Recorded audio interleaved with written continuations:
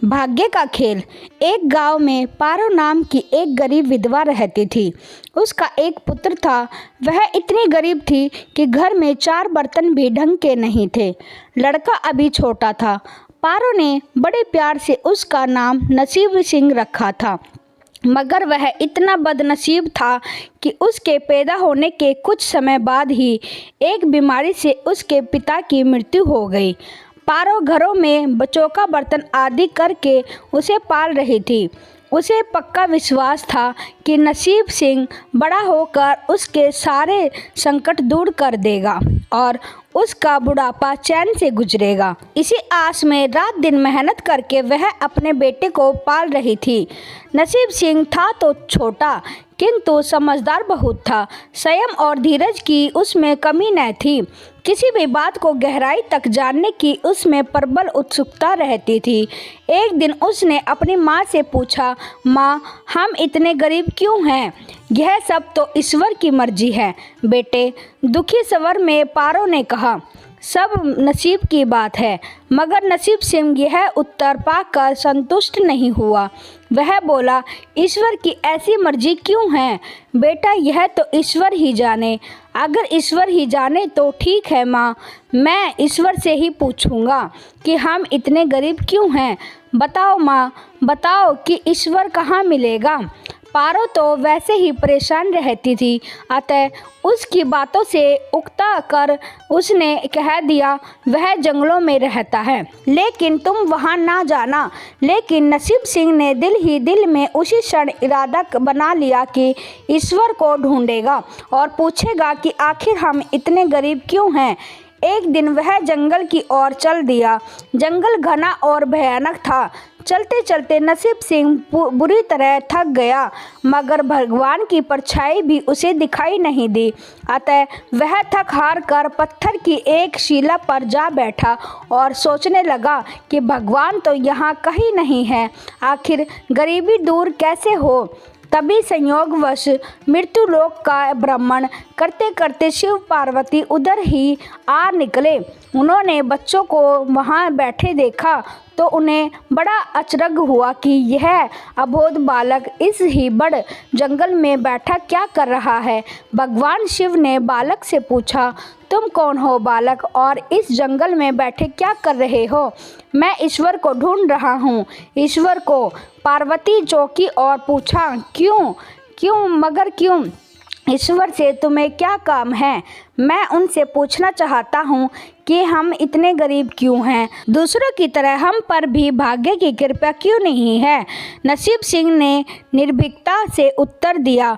माँ पार्वती और भगवान शिव उस बच्चे का साहस देखकर बहुत प्रसन्न हुए। माँ पार्वती तो करुणा की सागर है, उन्हें उस बच्चे पर बड़ी दया आई और भगवान शिव से मुखातिब हो कर बोली, प्रभु, इस बालक का कुछ कीजिए। हम कुछ नहीं कर सकते पार्वती, क्योंकि इसके भाग्य में यही सब लिखा है। भाग्य देवता के लेख के अनुसार इसे ऐसा ही जीवन भोगना है। नहीं नहीं स्वामी, आपको कुछ करना ही होगा। माँ पार्वती हट करने लगी। जिद न करो पार्वती, यदि हम इसे कुछ दे भी देंगे तो वह इसके पास नहीं रुकेगा। इसे वैसा ही जीवन जीने दो जैसा भाग्य देव चाहते हैं। नहीं प्रभु, इसकी गरीबी दूर करने के लिए आपको इस पर कृपा करनी होगी।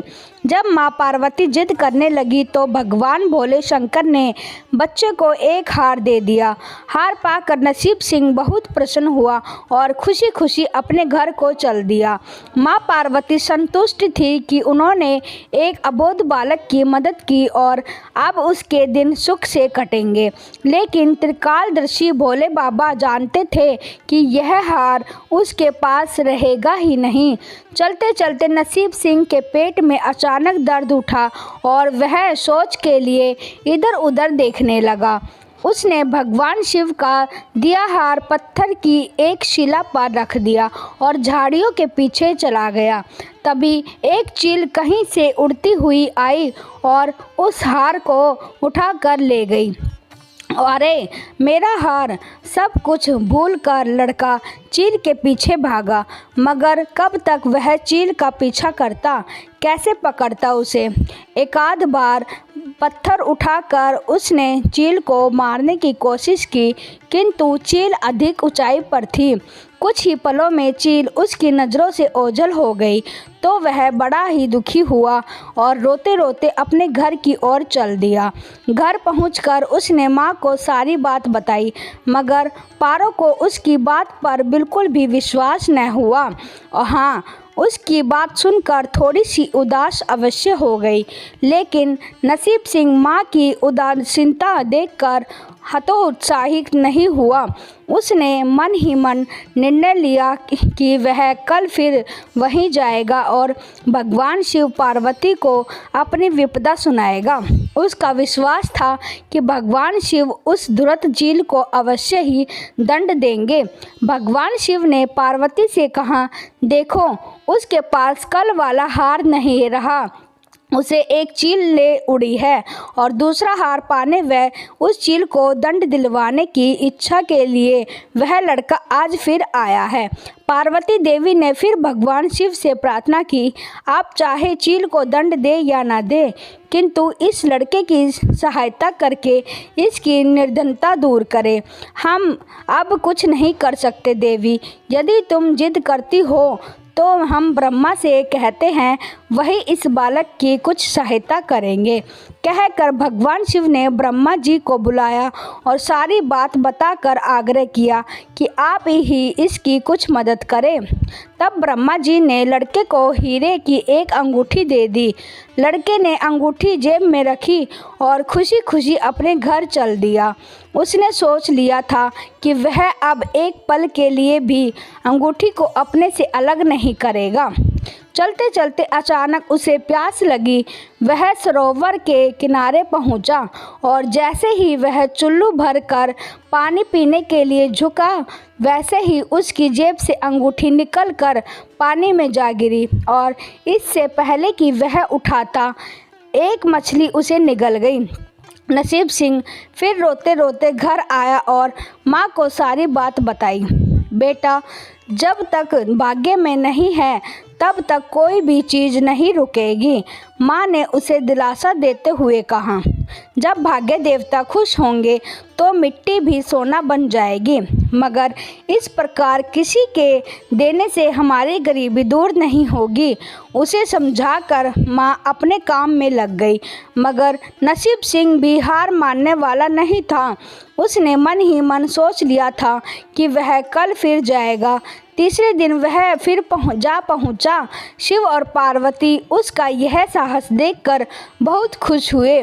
शिवजी ने इस बार ब्रह्मा जी के पास जाकर बात की कि वह लड़का तो बड़ा साहसी है, इसका कुछ उद्धार किया जाना चाहिए। तब ब्रह्मा जी ने सलाह दी कि हमें भगवान श्री हरि के पास जाना चाहिए, वही इसका कोई हल बताएंगे। अतः वह श्री हरि के पास जा पहुँचे। पूरी बात सुनकर भगवान विष्णु ने नसीब सिंह को कुछ हीरे दिए। हीरे पाकर वह बहुत खुश हुआ और इस बार बिना कहीं रुके उसने सीधे अपने घर जाने का निश्चय किया, क्योंकि 2 बार उसकी चीज़ें खो चुकी थी। जब वह घर पहुंचा, माँ घर पर नहीं थी। नसीब सिंह ने हीरे एक लोटे में रखकर कोने में छिपा दिए और माँ को ढूंढने निकल पड़ा। वह मन ही मन सोचने लगा कि अब माँ को किसी के घर काम करने की कोई आवश्यकता नहीं है, अब तो वह भी अमीर बन जाएगी। उधर पीछे से चोर उसके घर में घुसे और जो भी सामान हाथ लगा लेकर भाग निकले। उस सामान में लोटा भी था जिसमें हीरे रखे थे। जब वह माँ के साथ वापस आया तो देखा कि हीरे गायब थे। इतना ही नहीं, घर का दूसरा सामान भी गायब था। अब तो उसकी माँ को बहुत गुस्सा आया। वह बोली, क्यों मुझे नई नई कहानियाँ सुनाकर पागल बनाता जा रहा है। सारा दिन आवारा की तरह इधर उधर भटकता रहता है और शाम को पिटाई के डर से कोई नई कहानी सुना देता है। माँ की डांट सुनकर लड़का रोने लगा। वह तो केवल वही जानता था कि जो कुछ भी उसने बताया था वह सत्य था। डांट खाकर लड़के की हिम्मत और बढ़ गई और अगले दिन वह फिर उसी स्थान पर जा पहुंचा। भगवान भोले शंकर सोचने लगे कि इस पर इतनी मुसीबतें पड़ी, लेकिन इसने हिम्मत नहीं हारी। इससे वह बहुत प्रसन्न हुए और भाग्य देवी के पास जाकर बोले, यह लड़का बहुत ही साहसी, हिम्मत और धीरज वाला है।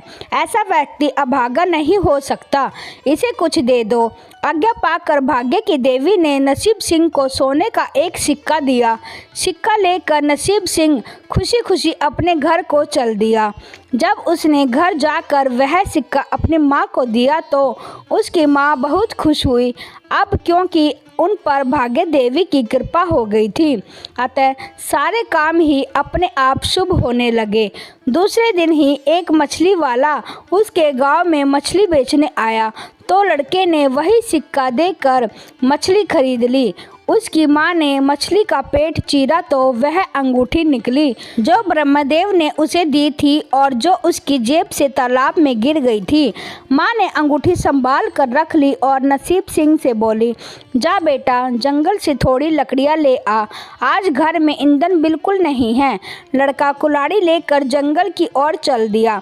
वहां जाकर जिस पेड़ पर लकड़ी काटने के लिए चढ़ा, वहां उसी चील का घोंसला था जो उसका हार उठा कर ले गई थी। लड़के ने देखा कि चील कहीं आसपास नहीं थी। नसीब सिंह ने अपना हार उठा लिया और जो भी थोड़ी बहुत लकड़ियां पेड़ के आसपास पड़ी थी वही उठाकर घर की ओर चल दिया। माँ हार पाकर बहुत खुश हुई। अब तो देखते ही देखते उनके दिन बदल गए। घर में किसी चीज़ का अभाव नहीं रहा। फिर ईश्वर की कुछ ऐसी करनी हुई कि जो चोर उसके घर से हीरे चुरा कर ले गए थे, उन्हें सपने में महादेव ने चेतावनी दी कि जो हीरे उस लड़के के घर से चुरा कर लाए थे वे तुरंत वापस कर दो, वरना तुम्हारा सर्वनाश हो कर दूंगा। चोर उसी दिन हीरे उसके घर पर दे गए और अपनी गलती के लिए माफ़ी भी मांगी। इस प्रकार उस अभागे का भाग्य चमक उठा। अब उसके घर में किसी चीज़ की कमी न थी और उनकी गरीबी सदा के लिए समाप्त हो गई। जय श्री महाकाल।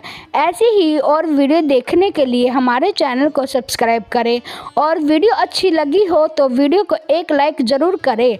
धन्यवाद।